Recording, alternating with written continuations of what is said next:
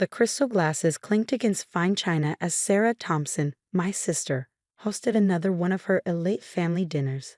I sat quietly at the far end of the table, watching my brother-in-law Marcus, the self-proclaimed business genius, hold court with his usual audience of admirers. At 42, he wore his CEO status like a crown, each word dripping with the kind of confidence that only came from never having faced real failure. And that's how I closed the Anderson merger, he concluded, basking in the appreciative murmurs from our gathered family. Biggest deal of the quarter. Some people just understand business at a different level. His eyes flickered to me, lips curling into what my sister probably thought was a charming smile. I took another sip of wine, already knowing what was coming. These monthly family dinners had become Marcus's favorite stage for his particular brand of subtle cruelty. Speaking of business, he turned fully towards me now. Claire, how's that little, what do you call it, consulting thing of yours? It's going well, I replied evenly, noting how my sister Sarah straightened in her chair, eager for the show to begin. At 38, I learned that the best defense against Marcus's barbs was calm dignity. Still working from home, right? He chuckled, swirling his expensive bourbon. You know, when Sarah told me her sister was in business too, I expected something more professional. How can anyone take you seriously without even a proper office? My mother shifted uncomfortably but said nothing. Dad suddenly found his roasted vegetables fascinating. They'd long ago chosen their side in the family dynamic, and it wasn't mine. My client seemed satisfied, I said, spearing a piece of perfectly cooked salmon.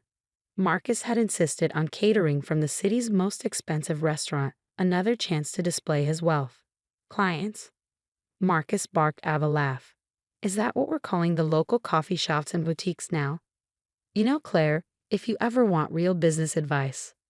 Actually, a deep voice cut through the dining room. Our client list is quite impressive. All heads turned to Richard Anderson.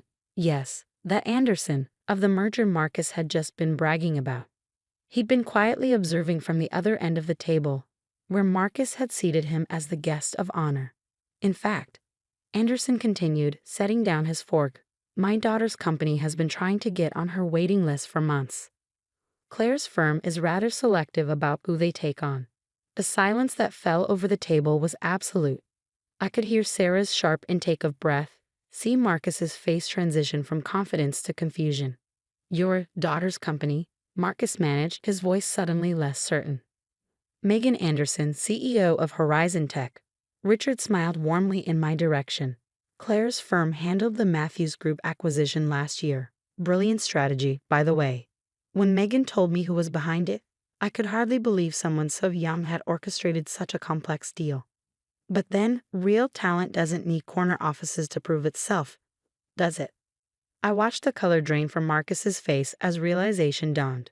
The Matthews acquisition had been the talk of the business world, a $400 million deal that had transformed the tech landscape, and I'd orchestrated it from my home office, the one he'd been mocking moments before. I had no idea, Marcus stammered, his earlier bravado evaporating. Obviously, I replied softly, allowing myself a small smile. More wine, anyone? Sarah's hand shook as she gripped her glass, her perfect hostess composure cracking. Our mother's mouth had fallen open slightly, and Dad was now staring at me as if seeing me for the first time. Claire, Marcus started, his tone shifting to something almost ingratiating. Why did you ever mention that I handle major corporate acquisitions, that my little consulting thing advises Fortune 500 companies? I set down my wine glass carefully. You never asked, Marcus. You were too busy telling everyone how successful you are. Richard Anderson chuckled. And speaking of success, Claire, I hope you'll consider taking Horizon Tech on as a client. Megan's been quite persistent about wanting to work with you. Of course, Marcus jumped in. Anything for family. I'm sure Claire would be happy to. I'm afraid my schedule is quite full, I interrupted smoothly. But Mr. Anderson, please tell Megan to have her team send over the proposal. I'll review it personally. Marcus's face flushed red. The Anderson merger he'd been bragging about minutes ago, his biggest deal of the quarter, was worth less than half of what I handled for Matthews. And now his direct line to Richard Anderson was watching me with obvious respect while barely acknowledging Marcus's presence. Claire, Sarah found her voice, though it trembled slightly, Why didn't you tell us? All these years. Tell you what, Sarah. That while you and Marcus were mocking my little business, I was building one of the most respected consulting firms in the industry. That the home office you love to ridicule has closed deals worth billions? I dabbed my lips with the linen napkin. Would you have believed me? Or would you have just found new ways to diminish my success? The truth hung heavy in the air. They wouldn't have believed me. They'd been too invested in their narrative of Marcus as the family's business genius and me as the struggling younger sister who couldn't quite measure up. But your clothes. Sarah gestured weakly at my simple black dress. Your car, you live in that small house. Because I don't need to prove anything to anyone, I replied. Success speaks for itself. It doesn't need designer labels or luxury cars to be real. Richard Anderson nodded approvingly. That's precisely why your reputation in the industry is so sterling, Claire. No flash, all substance.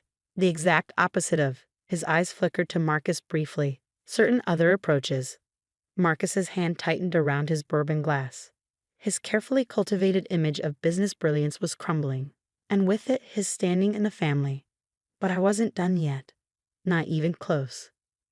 Mr. Anderson, I turned to Richard, ignoring Marcus's attempts to catch my eye. I'd love to hear more about Horizon Tech's expansion plans. Perhaps over dinner next week. I know a wonderful little place. The new French restaurant on Fifth. Marcus interjected desperately. I'm a member there. I cold. Actually, I smiled. I own it. One of my small side investments. Nothing like running a major corporation, of course, but it turns a nice profit. The restaurant Marcus had been trying to get a membership to for months. The one he bragged about finally getting into. He'd never known that every time he dined there, he'd been in my establishment. Sarah's wine glass slipped from her fingers, staining the pristine tablecloth red. But for once she didn't rush to clean it up. She was too busy staring at me, really seeing me for the first time in years. The thing about success, I continued, standing up from the table, is that it doesn't need an audience to be real. While you were all focused on Marcus's latest promotion or Sarah's country club membership, I was building something lasting, something real. I reached for my simple leather handbag, not designer, but handmade by an artisan I'd helped start their business. Thank you for dinner, Sarah. Mr. Anderson, I'll have my office contact you about that dinner next week. As I walked toward the door, I heard Marcus's strained voice. Claire, wait, perhaps we should discuss. Discuss what? I turned back briefly. How you spent years mocking my business? How you treated me like a failure because I didn't brag about my success? Or maybe how you're suddenly interested in my little consulting thing now that you know who my clients are. The silence was deafening. Sarah had sunk back in her chair, her perfect dinner party in ruins. Our parents were looking anywhere but at me. And Marcus looked like a man watching his carefully constructed world crumble. Send me the dinner bill, Sarah, I called over my shoulder. I know how Marcus hates to spend money on family charity cases. The door closed behind me with a satisfying click, leaving them to digest not just their expensive catered meal, but the realization that they'd spent years underestimating exactly the wrong person. And this was just the beginning, because what they didn't know, what Marcus was about to find out, was that his company's upcoming merger, the one he'd been counting on to secure his position as CEO, was about to face an unexpected complication. One that had everything to do with the sister-in-law he dismissed for so long. The morning after the dinner party, my phone exploded with notifications. Text messages from Sarah, voicemails from Marcus, even emails from my parents, all suddenly desperate to clear up any misunderstandings. I smiled, remembering Marcus's face when Richard Anderson had revealed who I really was. But I wasn't interested in their belated attempts at reconciliation. I had a merger to stop. You see, what Marcus didn't know, what he'd been too arrogant to investigate, was that his company's upcoming merger wasn't just another deal. It was a carefully orchestrated plan, one I'd been developing for months. Claire, my assistant's voice came through the intercom of my home office. Yes, the same one Marcus had mocked. Mr. Anderson is on line 1. I picked up the phone, settling into my ergonomic chair. My little home office might not have impressed Marcus, but its technology rivaled any corporate headquarters. Richard, good morning. Claire, his warm voice filled the line. I must say, dinner last night was enlightening. Your brother-in-law seems to be having quite the morning. He's been trying to reach me since dawn. I could imagine. Marcus's entire career hinged on this merger, the one he thought would cement his position as CEO, the one he'd been bragging about at every family gathering for months. Has he figured it out yet? I asked, pulling up the merger documents on my triple monitors. Not yet, Richard chuckled, though he might want to take a closer look at who's been quietly buying shares in his company over the past 6 months. Ah, yes, the investment firm that had been accumulating a significant stake in Marcus's company, the one operating through a series of shell companies, the one that through a complex web of corporations belonged to me. Claire. Sarah's name flashed on my phone again. I declined the call. Your sister seems persistent, Richard observed. They all are, now that they know. I signed off on another document, watching as my ownership percentage ticked up another fraction. Amazing how success changes people's perspective. The next few days were a symphony of panic from Marcus's corner. He finally started digging into the merger details, probably hoping to impress me with his business acumen. Instead, he discovered something terrifying. His company was being systematically purchased by an unknown entity. You have to help me. He cornered me outside my favorite coffee shop, not coincidentally, one of my first consulting clients. Claire, whatever bad blood there is between us, this is my career we're talking about. I took a sip of my artisanal latte. Funny, I thought it was just a little coffee shop last month when you mocked me for helping them expand. I was wrong, okay. He ran his hands through his perfectly styled hair, messing it up in a way Sarah would have hated. I was arrogant and stupid, but please, if this merger falls through, then what, Marcus? You'll have to work your way up like everyone else. Start something from scratch.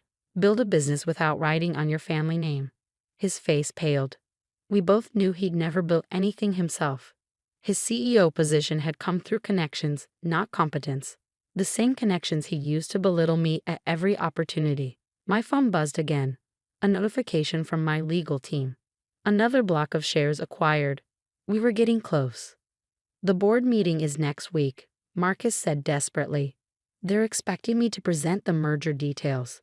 But this unknown buyer, if they gain controlling interest, then you'd be answerable to them. I finished for him. Imagine that. The great Marcus Thompson having to justify his business decisions to someone else. The realization dawned in his eyes slowly. Claire, the buyer, it's not. My phone buzzed again. A text from Richard Anderson. Megan's team just sent over the Horizon Tech proposal. Impressive plans. Shame about Marcus's company. They would have made a good partner if their leadership was different. I showed Marcus the text, watched as the last pieces clicked into place. You're going to destroy everything I've built, he whispered. No, Marcus. I'm going to show you what real business looks like. I stood up, smoothing my simple but immaculately tailored dress. The board meeting is at 2 p.m. next Thursday, correct? Don't worry about preparing anything. I'll be handling the presentation. The week that followed was chaos. Sarah showed up at my house twice, begging me to reconsider. He's family, she pleaded, as if she hadn't spent years treating me like an embarrassment. My parents tried next. Think about what this will do to the family name. Dad argued. The same family name that hadn't stopped them from laughing at Marcus's jokes about my cute little business. But the real satisfaction came at the board meeting. I walked into the room Marcus had dominated for so long, taking my seat at the head of the table. The other board members, old men who'd never questioned Marcus's leadership, stared in confusion. Gentlemen, I began, as Marcus slumped in his chair. I represent Quantum Ventures, the investment firm that now holds a controlling interest in this company. We've reviewed the proposed merger extensively, and we have some concerns about the current leadership strategy. For the next hour, I methodically laid out every mistake Marcus had made, every rushed decision, every missed opportunity, every instance where he'd chosen flash over substance. The board members' expressions shifted from confusion to concern to outright alarm. Therefore, I concluded, our first act as majority shareholder will be to recommend new leadership. Someone who understands that real business success isn't about corner offices or country club memberships. It's about solid strategy, careful planning, and actual results. Marcus stood up, his face red. You can't do this. I built this company. Did you? I pulled out a folder. Because our analysis shows that company value has actually decreased under your leadership. The only thing keeping your position secure was this merger, a merger that as of this morning is no longer happening. The board erupted in chaos. Marcus tried to speak, but his voice was drowned out by angry shareholders demanding explanations. I sat quietly, watching years of his carefully constructed facade crumble. Oh, and Marcus, I added as he headed for the door, his career in shambles. You might want to start looking for a new country club membership. The one you have is about to be discontinued. The aftermath was everything I'd planned for. Marcus was forced to resign, his reputation in tatters. Sarah's social circle, the one she used to mock my simple lifestyle, suddenly discovered that the sister they dismissed was now controlling one of the city's largest companies. My parents called a family meeting, probably hoping to salvage something from the wreckage. I attended out of curiosity. You've made your point, Mom said, her voice trembling. Surely we can fix this as a family. I looked around the table. Marcus, without his designer suit and corporate swagger. Sarah, her perfect image tarnished by association. My parents, finally forced to acknowledge that their golden couple wasn't so golden after all. Fix what? I asked calmly. I simply did business. Isn't that what Marcus always wanted? For me to understand real business. But it's destroyed him, Sarah protested. His career, his reputation. No, I corrected her. His arrogance destroyed him. His need to diminish others to feel important. I just showed everyone what was already there. I stood up, gathering my things. The company will do better under new leadership. The shareholders will be happier, and Marcus, well, I hear there's good money in running a home-based business. If you can handle working without a proper office, that is. The irony wasn't lost on anyone. 5 years later, the company had doubled in value under new leadership. I'd merged it with Horizon Tech, creating one of the largest tech consultancies in the country. Marcus had tried starting his own firm, but without his corporate title and family connections, he discovered that business success required more than a corner office and an expensive suit. Sarah still hosted family dinners, though they were considerably less grand now. Sometimes, when I attended, I'd catch Marcus staring at my simple clothes and modest lifestyle with new understanding. He finally learned what I'd known all along: real success doesn't need to announce itself. The small home office where I built my empire remained unchanged, but now, on its wall, hung a framed photo from that last board meeting. Marcus's face, as he realized that the sister-in-law he dismissed had orchestrated his downfall, was a masterpiece of karmic justice. Because sometimes the best revenge isn't just success. It's success they never saw coming. As for me, I still prefer working from home, still drive my reliable car, still live in my comfortable but modest house. But now, when Marcus passes me in his much reduced circumstances, he understands a fundamental truth. True power isn't in what you show, it's in what you know. And I'd known, all along, exactly what I was building.